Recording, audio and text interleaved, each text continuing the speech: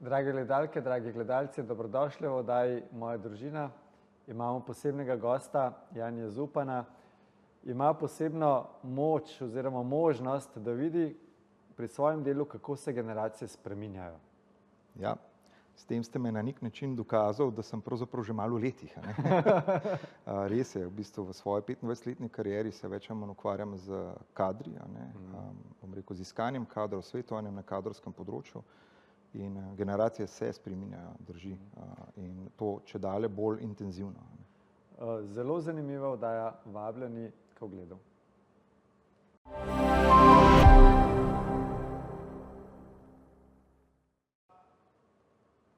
Drage gledalke, dragi gledalci, lepo pozdravljeni in dobrodošli v oddaji Moja družina.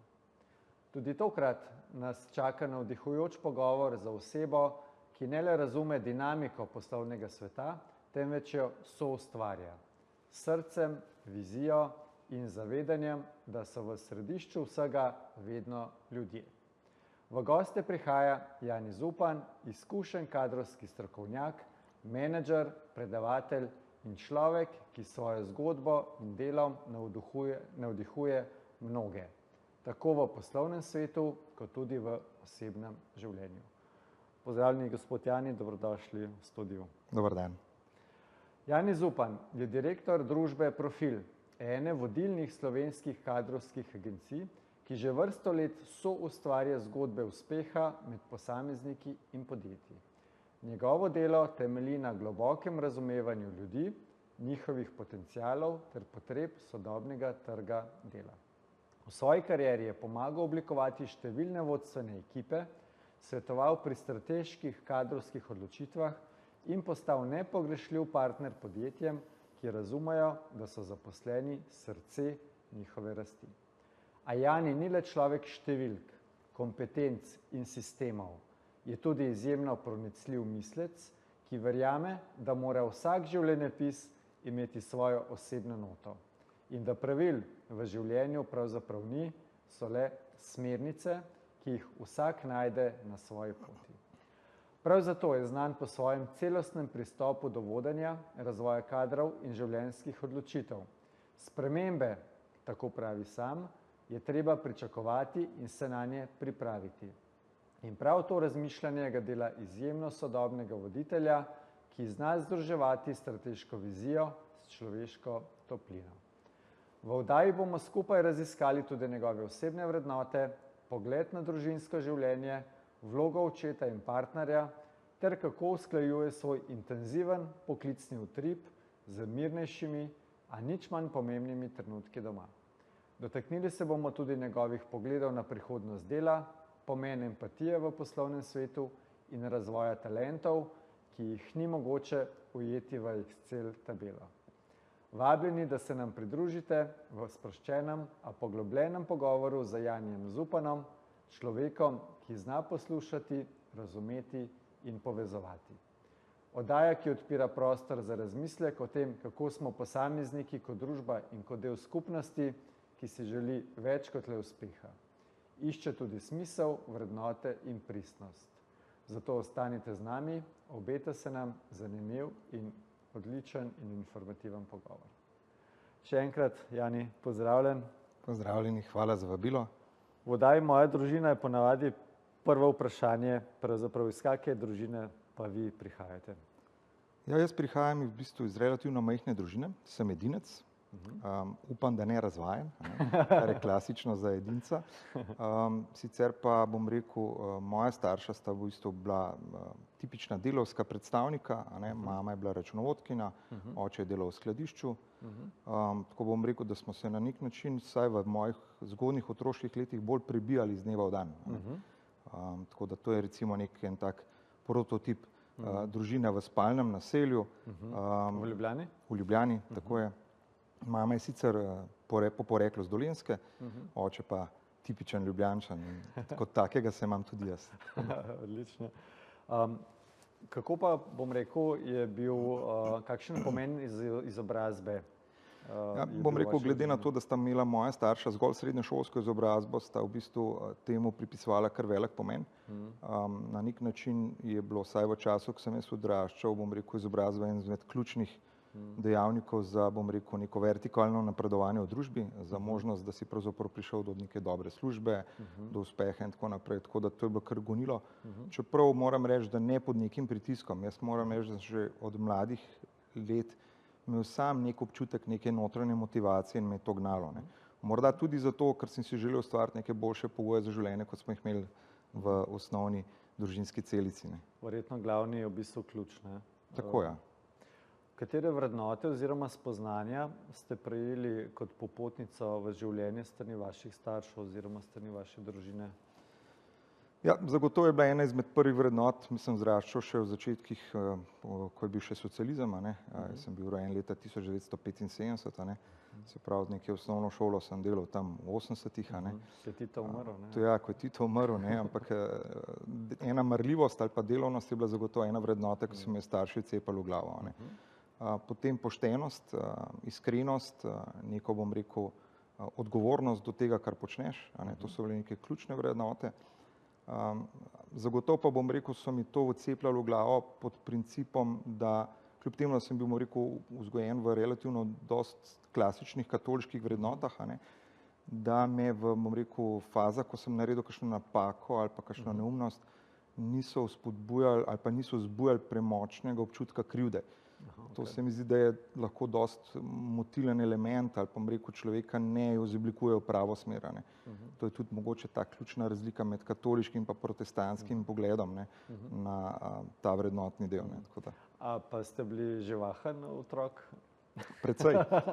Žal sta oba starša že pokojna, ampak kakšni sorodniki bi verjetno pritrdili temu, ja.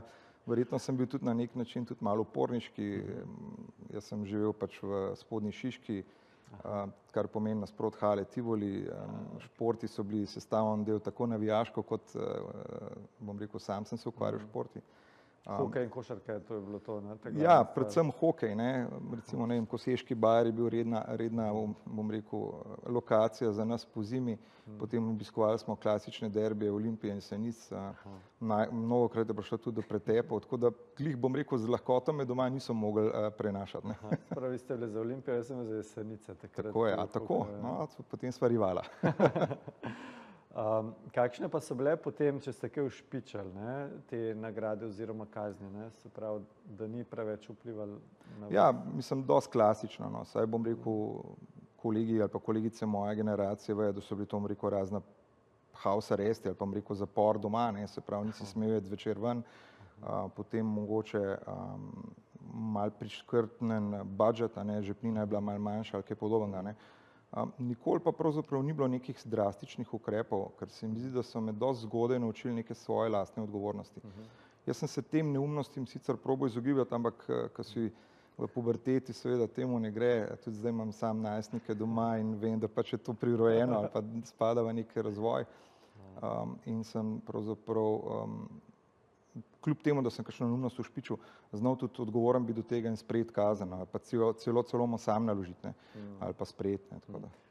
Zdaj, da vas pogosto, da starši otrokom vzamejo telefone, takrat v vaših časih, ko je bil telefon verjetno Iskra, ja, ne bi bila tolikšna huda kazen. En telefon, ki je bil na steni doma in še ta je bil tisto, ko se je vrtela številčnica, res je, ne, daleč od tega.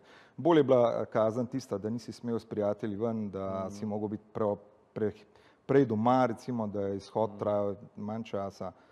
Ali pa tudi morda kakšen dopust ni bil tak, kot bi si ga želel, ne, tako da pač majčkeno je bilo finančno priškrtnjeno, ne, tako da.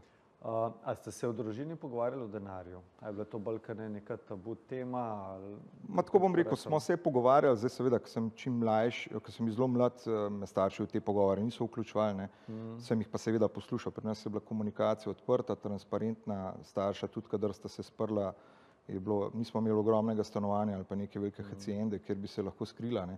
Tako da sem bil prisoten. In to na nek način je bilo tudi en vzor meni, da kako moraš kot odrasla oseba tudi najti kompromis, se pogovoriti in najti izhod iz spora, ne. Tako da jaz mislim, da če to preslikam na današnji čas, ne, definitivno ena dobra popotnica, ko pravzaprav se moramo zavedati, da v bistvu je spor ali pa težave, so vsakdanji del življenja v družini ali pa med vsemi odnosi, ampak mi moramo predvsem iskati rešitve, se pogovarjati o tem in priti do nekih skupnih win-win situacij. Glede na to, da se v bistvu zdaj praktično v službi ukvarjate s kadri, Tako je. kako je pa potem za vas oziroma pri kadrih pomembna ta formalna izobrazba, ker vemo, časi se zelo spreminjajo, prej je bilo naredi srednjo šolo, fakulteta, da boš dobil dobro službo. Kako pa je danes s tem? A je formalna izobrazba dovolj? Zdaj, tako bom rekel, ni enoznačnega odgovora na to. Zdaj bom pogledal ali pa poskušal zadevo razložiti s stališča delodajalcev. Obstajajo še precej tradicionalni pristopi, ker pravijo, da je pač neka izobrazba osnova, in temu pravzaprav se skoraj ne moremo izogniti. Po drugi strani je, bom rekel, tudi nivo ali pa izobrazbena lestvica v Sloveniji taka, da v bistvu kar veliko mladih pride do končanja študija. Se pravi, v bistvu ni tega, da bi pravzaprav bila ta, bom rekel, diferenciacija tako velika, ni pa zagotovo to daleč od vsega edini element. Tako bom rekel, mnogokrat srečam v različnih poslovnih krogih tudi uspešne podjetnike, tudi direktorje, ki nimajo dokončane visoke izobrazbe. Bolj se mi zdi pomembno to pa je nekaj, kar smo opazovali tekom kariere, da tisti, ki pravzaprav, če tudi nimajo na začetku izobrazbe, ampak tekom poslovne poti delajo to ob delu, se trudijo in pridejo do nekih izobrazbenih nazivov ali pa do končanja neke fakultete, morda celo magisterija, kaže na to v bistvu, da so to zrele osebe, da v bistvu so ciljno usmerjene in tako naprej.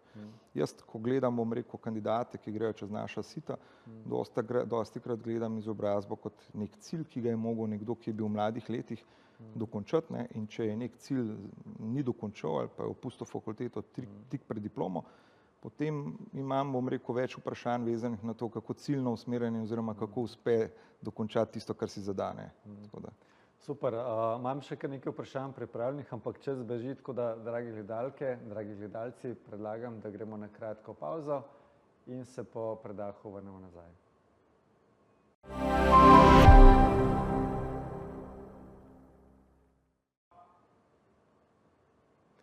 Drage gledalke, dragi gledalci, dobrodošli nazaj v oddaji Moja družina. Danes je z nami prav poseben gost, Jani Zupan. Prej v prvem delu so govorila o tem, o formalni izobrazbi oziroma neformalni izobrazbi. Se pravi, obstaja veliko ljudi, ki je dejansko končalo fakulteto, pa morda niso v službi, ki jim najbolj odgovarja in niso toliko uspešni, ampak na drugi strani so pa ljudje, ki nimajo formalne izobrazbe, pa so lahko zelo uspešni. Se pravi, ni nekega enoznačnega pravila. Ampak zanima me še nekaj. Ugotovil sem, da veliko uspešnih ljudi je relativno hitro začelo služiti svoj denar. Kdaj ste vi začeli? Ja, moja kariera se sicer ni začela res v rosnih letih, ampak služiti denar sem pa začel relativno zgodaj. In to mogoče tudi iz naslova svojega uporništva v primarni družini, ker sem želel imeti svoje finančne vir, da me ne bi starši... Neodvisnost. Tako je, neodvisnost, da ne bi starši me omejevali. Tako da sem v bistvu že takoj po koncu srednje šole, morda že nekje v srednji šoli, začel s prijatelji izdajati eno gimnazijsko glasilo, ki je bilo v bistvu celo razglašeno za najboljšo gimnazijsko glasilo na gimnazijadi v Velenju. Ne bom toliko govoril o tej reviji, ki je nastala tudi v ene takih, bom rekel, zelo uporniških okoliščinah, ampak to je bil pravzaprav prvi zaslužek. To revijo smo dejansko prodajali po srednjih šolah, imeli kar dober uspeh, tudi kar nekaj zaslužili. Takrat sem si jaz pravzaprav kupil prvi avto. Bravo.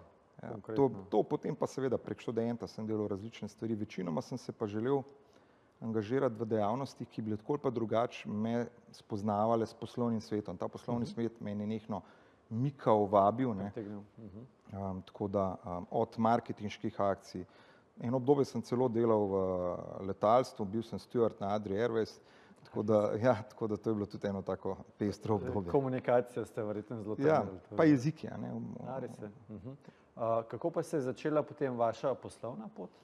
Poslovna pot se je pa začela tako, da sem jaz pravzaprav v časopisni hiši Delo skupaj z Slovenskimi novicami in Pivovarno Union vodil ene marketinške akcije prek študentskega servisa. In takrat sem prišel v stik z enim gospodom, ki je pravzaprav soustanovitelj podjetja Profil. In gospod Primož Klemen je pravzaprav mene povabil na razgovor in pravzaprav na ta način sta me magister Franc Jamšek pa Primož Klemen kot soustanovitelja vzela v službo kot pripravnika. Tako da pravzaprav je Profil moja prva služba in sindrom prve službe, jaz sem še vedno v Profilu. Wow. Koliko časa? Zdaj bo že 25 let. Poklon. V bistvu vztrajnost je na zdaj redkih vrlin biti v isti službi več kot 5 let, po mojem. Ja, je bilo kar nekaj izzivov tekom te poti, ampak mogoče teh malo kasneje. Torej, a pa je kdo v bistvu tudi v vaši družini oziroma okolici imel vpliv za odločitev potem za to službo? Ali? Niti ne, oziroma tako bom rekel, starši in sorodniki ne, so pa mogoče delno so vplivali na to pot moji prijatelji. Jaz sem sicer končal gimnazijo Šentvid, bil sem humanistični oddelek oziroma humanistični razred. To me je nekako definiralo kot družboslovca, čeprav sem prvotno želel študirati veterino, ampak ker nisem imel v zadnjem letniku dovolj kemije in biologije in ostalih naravoslovnih predmetov, sem se raje odločil za družboslovni študij. In to so bili moji prijatelji, ki so me usmerjali pač v to smer, ali pa bom rekel s pogovori. Kakšni pa so bili največji izzivi, s katerimi ste se soočali na svoji poti? Kako ste jih premagali? Mislite na poslovni poti? Poslovni, ja, seveda. Izzivov je bilo kar nekaj, bom rekel, zdaj Profil je, bom rekel, podjetniška ideja, nastal je kot, bom rekel, ideja dveh partnerjev. Na nek način jaz sem svojo kariero gradil kot pripravnik, potem sem vodil projekte, postal svetovalec, nekako razvijal, bom rekel, bolj v senior projekte, bolj zahtevne projekte. Potem pa, ko se je eden izmed partnerjev upokojeval, sem dobil priložnost, da grem na študij podiplomske smeri. Končal sem IEDC šolo, poslovno šolo na Bledu, MBA in potem sem dobil priložnost pravzaprav prvič skočiti v vlogo vodje, menedžerja v podjetju. Medtem se je v 2 letih zgodila še priložnost, da postanem solastnik in partner in to vse je vplivalo na to, da pravzaprav sem še danes v Profilu. Ker vmes je bilo nekaj, bom rekel, ko rečem, provokacij ali pa izzivov iz korporativnega sveta, če bi prišel tja. Ene dvakrat sem celo razmišljal, pa sem se potem vseeno odločil, da sem raje svoj šef, tako da pa bom rekel podjetnik, kot pa da delam za nekoga drugega. Mogoče ne toliko na temo oddaja Moja družina, ampak res me zanima zdaj trg dela, ker v zadnjih, 20 letih, po mojem mnenju, vsaj tako jaz čutim, je prišlo do ogromnih sprememb. Tudi generacije so si zelo različne. Kje smo danes? Ja, trg se v bistvu nenehno spreminja. Spreminjajo se v bistvu delodajalci, spremembe so del vsakdanjika, spreminjajo se, bom rekel, okoliščine, tehnologije, spreminjajo se, bom rekel, panoge ali pa, bom rekel, te cikli ekonomski pravzaprav pomenijo različne vzpone in padce določenih področij. Temu primerno se pač spreminjajo tudi poklici. Danes lahko govorimo o poklicih, ki jih pred 20 leti sploh ni bilo. In zdaj z umetno inteligenco oziroma z AI-jem se kaže v bistvu spet nov cikel novih poklicov. To je en element. Drug je, da se, bom rekel, precejšnja sprememba dogaja v generacijah. Če sem jaz bil v generaciji, ker telefonov nismo uporabljali, zdaj Z, Y ali pa alfa generacija so s telefonom rojeni. Mi smo se komaj navadili na kartice plačilne, oni imajo telefon, v njemu imajo vse, tudi plačilno sredstvo. Problem je, če ga nimajo pol, ne? Tako je, Zdaj, in temu primerno se seveda tudi, bom rekel, proces dela spreminja, Jaz, ko sem predaval, bom rekel, ravnateljem srednjih ekonomskih šol, sem rekel, da v bistvu bi bilo smiselno precej težje spreminjati nekoga drugega, lažje spreminjaš sebe. Oziroma saj mislimo, da je tako, ampak to, kar sem povedal, je prav. Lažje bomo spremenili sebe, kot pa nekoga drugega. In povedal sem pravzaprav to, da naj prilagodijo proces učenja sodobnim generacijam. Se pravi, naj telefoni vključujejo v učni proces. Naj pravzaprav notranjo motivacijo iščejo pri tistih notranjih motivatorjih te generacije. Teh motivatorji so se zelo spremenili. Ni danes samo denar, to work-life balance, se pravi neko ravnotežje, da imajo čas za svojo družino, športne aktivnosti. In pa ena zelo pomembna stvar, se mi zdi, da se te generacije, ki prihajajo, morajo identificirati s cilji podjetja. Se pravi, morajo čutiti neko čustveno ali pa osebno identifikacijo z podjetjem. Če tega ni, potem ta koncept hodim v službo in potem domov pri novih generacijah. Baje, da tudi zelo so v bistvu generacije dovzetne do sustainability podjetja. Je to res? Ja, res je. Trajnost je sigurno en izmed pomembnih elementov. Mislim, srečo imam, da imam tudi sam najstnike, ne, in opazujem, kako pravzaprav gledajo na to in čudim se predvsem temu, ne, da zakaj še v družbi temu ni tako, da bi se to bolj, bom rekel, izrazilo. Ne. Močno upam, da bojo te generacije, ko prišle, da bojo pravzaprav ta svet tudi spreminjali v tem kontekstu. Ne. Ena ključnih stvari pa kaj je, se mi zdi, da je pa, bom rekel, problem razpada vrednot. Ne. To pa je v bistvu težava, ki je, bom rekel, prisotna širom celega sveta. Ne. Pravijo, dejstvo je, da edina stalnica v svetu je, da se vse spreminja, ne? In to ne bo misel zaključna za drugi del najnega pogovora. Drage gledalke, dragi gledalci, predlagam, da gremo na kratko pavzo in se vrnemo takoj nazaj po parih minutah.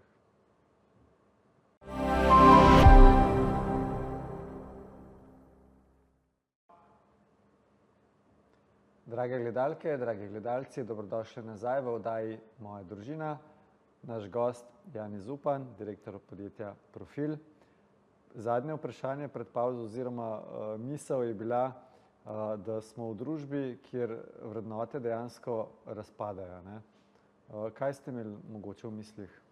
Ja, v mislih sem imel to pravzaprav, če gledamo družbo, pa začnemo recimo na vrhu, ne, kjer so neki voditelji, ne, je v bistvu, poglejmo naprimer vrednoto odgovornosti. Ne. Koliko slovenskih ministrov je zaradi posredne odgovornosti odstopili, ne, naprimer. S tem kažemo zgled. Ne. Potem ena izmed vrednot, se mi zdi, da je zelo pogosta, je materializem. Ne. Se pravi, razne socialni omrežja, kot so Instagram in podobno, ne, izpostavljajo, bom rekel, uspešneže influencerje, več ali manj na podlagi nekega življenjskega sloga, stila bogatih in tako naprej. In s tem si v bistvu naši otroci dobivajo izkrivljeno sliko realnosti, ne? In sklepijo samo k temu finančnemu bogastvu. Ne? Bogastvo izvira pa še marsikje drugje, ne? Duhovno, čustveno. Ne? Izgubila se je empatija. Ne? Jaz gledam recimo v vsakdanjem življenju po ulici, ne? Koliko, bom rekel, je te pomoči, bom rekel, starejšim, ubogim in tako naprej. Jaz sem, če smem samo še eno, imam še eno srečo ali nesrečo, kakorkoli že, od moje žene starša sta hendikepirana, ker sta oba gluha, ne. Kako v bistvu naslavljamo te skupine, ne. Tako da te empatije je bistveno manj, ne. Ali kdo je zdaj kriv, ne? Smo krivi mi starši, ali so to družbena omrežja, ker ne nazadnje pač, da se odklopiš od televizije, družbenih omrežij, je samo en klik, ne. Ja, res je. V bistvu v osnovi ves izvirni greh izvira iz primarne celice in to je družina. Težava rata predvsem pri tem, ne, če ste vi starš, ne vem, verjetno ste, ne, potem veste, da v bistvu, če otroku vzameš telefon, je že v družbi svojih sovrstnikov na nek način obsojen na izločitev, ne, ker zdaj je on nekdo, ki nima enakih standardov, ne, tudi komunikacija se je preselila na telefone, ne. Ne moramo zdaj prekiniti komunikacije, ne. Tudi konec koncev, tudi mi starši z otroki zdaj drugače komuniciramo, ne. Včasih je bilo te komunikacije več v živo, danes vse poteka prek nekih sporočil, kratkih komunikacije prek telefona, na hitro, ne. Tako da tudi to je v bistvu instantnost, ne. To je tudi vrednota, ki ni več v bistvu. Ta instantnost se pozna tudi pri, bom rekel, neki lojalnosti v podjetjih, ne. Včasih se je menjava pozicija ali pa službe zgodila, ne vem, na 4, 5, 6 ali pa tudi 20 let, ne. Danes se po enem letu brez problema mlajše generacije odločajo za menjavo. Tako da lojalnost je precej nizka. A so ljudje zdaj bolj površni? Ja, jaz bi rekel, da ja. A ima to kaj veze z inteligenco mogoče? Težko bi sodil, da z inteligenco, vsekakor pa z socialno pa čustveno inteligenco. Jaz mislim, da smo ljudje premalo poglobljeni, če rečem tako, ne vem, koliko je knjiga prisoten dejavnik v vzgoji mladih, razen tisto, kar je obvezno gradivo v šolah. Ne. Tudi jaz osebno sem moje otroke mogel mnogokrat prepričevati s takšnimi drugačnimi manipulativnimi pristopi, kako pravzaprav so prebrali kakšno knjigo več kot manj, ne. To pa ti daje globino, ne. Nam manjka samo refleksija, ne. Koliko se poglobimo vase, koliko razumemo svoje delovanje, svoje stiske, svoje čustva, svoje občutke. In če to razumemo, potem znamo se vživljati tudi v drugega, ne. Če pa živimo na tem platonskem, površinskem nivoju, je pa to težko, ne. Dejansko v principu če zdaj gledava, v kakšnem času živimo danes, pomen družine bi mogel v principu naraščati. Ne? Res je. V bistvu bi celo bolj pomemben mogel biti kot takrat, ne, ko smo odraščali mi ali pa rekel naši predhodniki. A ne. Težava je v tem, da je vsa družba zapeta v neko spiralo. Ne. Tudi naši delovniki so, če bi rekel, kljub zahtevnim možnim orodjem, tehnologijam, ki bi nam morale olajšati poslovanje, mi ostajamo privezani, priklopljeni na računalnike. Ne. V bistvu obstajamo neki hibridi, neke sodobne tehnologije pa človeštva. Ne. In to je en tak špirala, ki se je težko izognemo. Se pa da, ne, z neko samo refleksijo in tega bi moglo biti več. Ne. Kako pomembna je za vas vaša družina? Izredno, izredno. Jaz poskušam, kolikor se da, nekako živeti to ravnotežje, tako da tudi otrokom in ženi in družine namenjam dovolj časa. Sem jim izredno hvaležen za vse, kar mi dajo in me podpirajo in da me razumejo. Moram reči, da imam izredno razumevajočo in ženo in otroke, še posebej ženami v različnih stiskah ali pa rekel zahtevnih izzivih, tako poslovnih kot privatnih, mnogokrat stoji ob strani in je, bom rekel, pomemben del mojega uspeha. Lepo povedan. Ugotavljamo, da si lahko uspešen, če ima življenje nekako v ravnovesju. Ne? Kakšne so vaše metode sproščanja, zabave? Ja, bom rekel, kot moški tam blizu 50-ih, v prihajanju krize srednjih let, je šport zagotovo ena pomembnih stvari, zaradi tega, ker me ohranja v neki telesni, psihofizični kondiciji. To, bom rekel, je neka temelj, na katerem ne morem, in v športu največkrat je to kolo, hribi. Z ženo greva rada tudi v visokogorje, lansko leto so bila na Kilimandžaru. Drug del je pa, bom rekel, čisto drugi pol, ne, so pa morje in pa jadranje. Nautika je, bom rekel, moja druga največja strast, ne, ali pa prva, odvisno kako jo vzamem, pa kdaj. Ne, glede na to, da se oddaja počasi bliža koncu, bi imel še vprašanje, kaj bi, glede na to, da delate s kadri, svetovali mladim, ki šele stopajo na svojo poslovno pot? Katere ključne lekcije bi mogoče svetovali ali pa jim predali? Najbolj pomembna stvar se mi zdi, da si nekako izrišejo svoje sanje ali pa zapišejo. Se pravi, kje je ta njihova vizija, kaj želijo v življenju biti, početi, mogoče čez 15-20 let. Ne, ko imaš ti neke sanje, neko vizijo, kaj želiš početi, ne, potem je to predvsem treba samo zdefinirati v etapne cilje. Ne. Dolgoročne, srednjeročne, kratkoročne, to je en del, potem pa seveda biti vztrajen, se teh ciljev držati. Ne. Tudi ne podvrsti se, bom rekel, obupu, kadar prideš do nekih prelomnic, nekih napak, nekih situacij v življenju. Treba biti vztrajen, včasih je treba kretnico preusmeriti, mogoče kakšen skok v levo, ampak važno je predvsem, da ima zelo jasno strategijo, kaj želi v življenju početi. Ne. Za razliko od Slovenije, ker recimo opažam, da v bistvu ena vlada pluje na sever, druga vlada pluje na jug. Ne. Jaz kot navtik pravim, če hočem priti na sever, če grem na severovzhod, pa severozahod, pa sever, pa severovzhod, pa severozahod, grem vsaj približno v isto smer. Ne. Če pa menjam kurs sever-jug, potem pa definitivno ne bom prišel do cilja. Pa mogoče še vezano na učenje skozi življenje. Ne? A mislite, da se bo zdaj v prihodnje, se pravi stopnja novih informacij, samo še povečevala, a je en faks recimo v življenju dovolj? Kako preveslati v bistvu do penzije? Mislim, tisto, kar se moramo vsekakor zavedati, niti ni pomemben faks 1, 2 ali 3, ampak zavedanje, da se vse življenje učimo. Ne?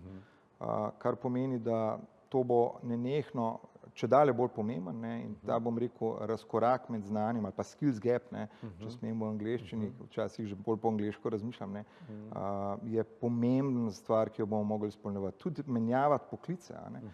Se pravi, preusmeritev z enega poklica v drugega in nadoknaditi manko znanja ali izkušenj v drugem segmentu.